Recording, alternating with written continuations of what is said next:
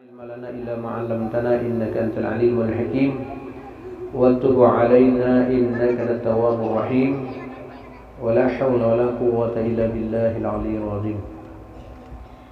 اللهم علمنا علما نفع بأوامرك ونواهيك وارزقنا فهما نعلم بك كيف نناجيك برحمتك يا أرحم الراحمين. اللهم ارزقنا فهم النبيين وحفظ المرسلين وإلهام الملائكة المقربين برحمتك يا أرحم الراحمين. Al-Mukarramun para habaib, wabil khusus keluarga besar Al-Habib Ali bin Habib Abdullah bin Ja'far Hashim, dan juga segenap para guru, para alim ulama, jamaah kaum muslimin wal muslimat yang dimuliakan Allah. Pertama-tama mari kita bersyukur kepada Allah Subhanahu wa taala atas segala nikmatnya, rahmatnya, karunia-Nya kepada kita semua. Kemudian salawat dan salam senantiasa kita haturkan kepada junjungan kita, kehariban kita, baginda Nabi besar Muhammad sallallahu alaihi wasallam serta keluarga dan sahabatnya dan segenap pengikutnya ila yaumil qiyamah. Bismillahirrahmanirrahim. At-taubatu wajibatun ala kulli muslimin wa muslimatin. Qala Allah Ta'ala, tubu ilallahi taubatan nasuha.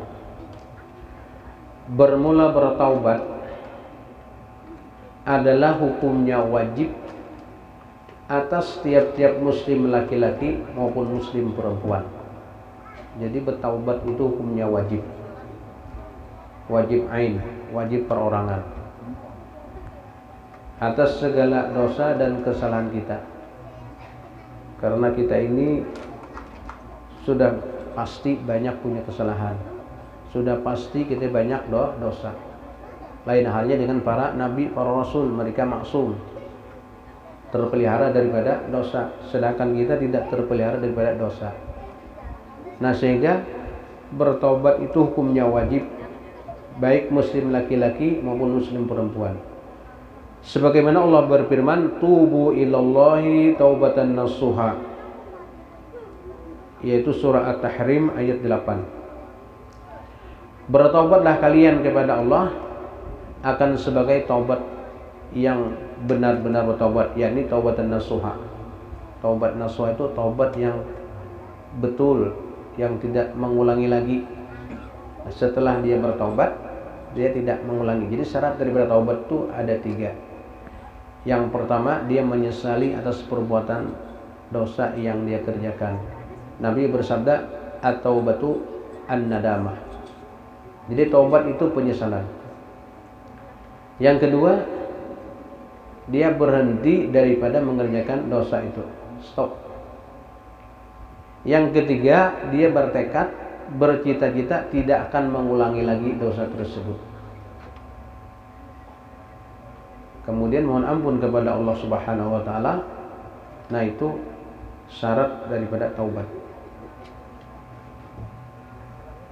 Apabila ada dosa kita berhubungan dengan makhluk Allah, dengan hamba Allah, maka syaratnya tambah satu lagi. Misalnya kita ada berbuat salah dengan orang lain, jadi syaratnya lagi bertambah, yaitu mohon ampun, mohon maaf kepada mereka yang bersangkutan, seandainya mereka masih ada. Kalau mereka sudah tidak ada lagi, sedangkan kita ada dosa dengan mereka, maka caranya kita memohon kepada Allah agar supaya mendapatkan kemaafan dari mereka, dan kita doakan mereka. Kita doakan mereka, doakan minta ampun segala macam, semoga diampuni dosa dan kesalahannya. Itu kalau orang yang kita berbuat dosa sudah tidak ada lagi, mungkin sudah meninggal atau sudah berada di tempat jauh yang tidak mungkin lagi kita untuk.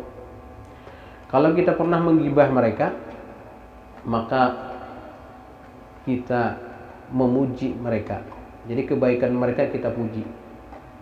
Sebagai kifarat daripada yang tidak kita menggibah mereka, menyebut keaiban mereka, kekurangan mereka. Sebagai kifaratnya tebusannya kita memuji mereka dengan hal-hal yang baik. Kemudian minta maaf, minta halal, minta ridha dengan yang bersangkutan. Nah, itu ada 4. Jadi taubat ini sangat penting. Jadi wala amru lil wujub. Jadi perintah dalam ayat ini itu perintah wajib. Perintah wajib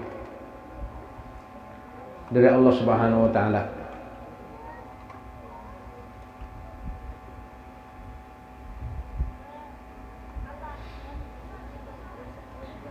Nabi bersabda,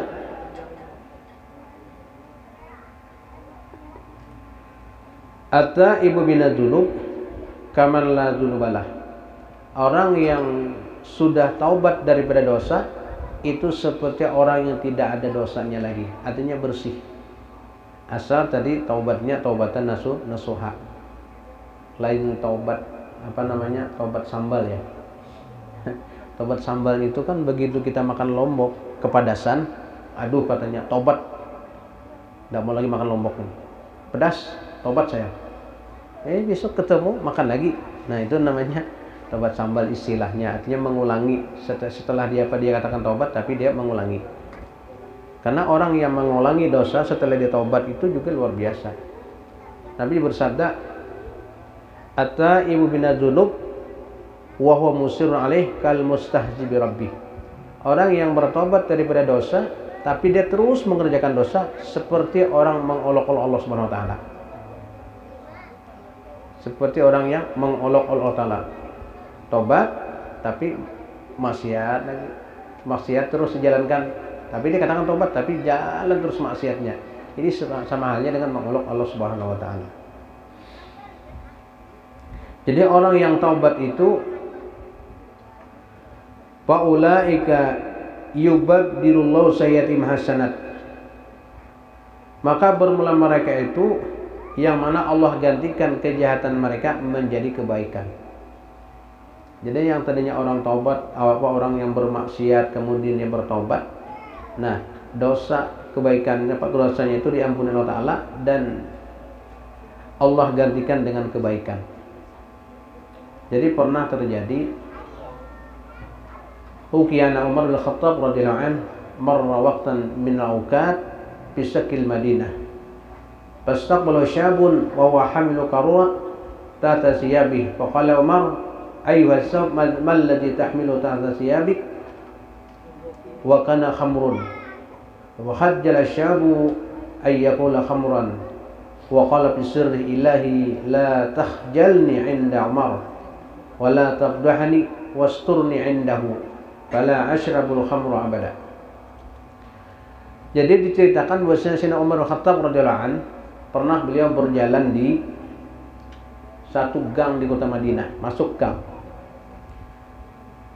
Nah, di gang itu ada bertemu dengan seorang anak muda, berpapasan dengan anak muda.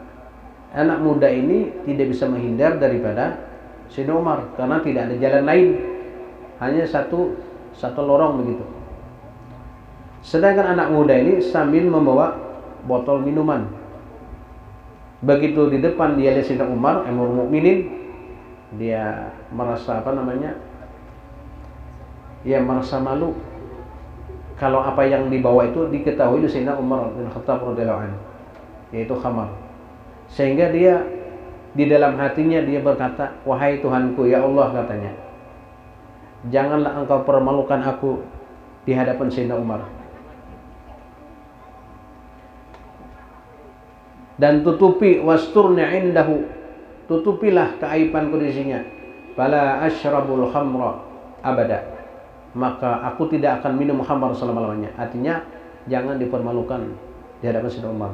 Dan aku setelah ini tidak akan mengulangi lagi minum khamar. Kemudian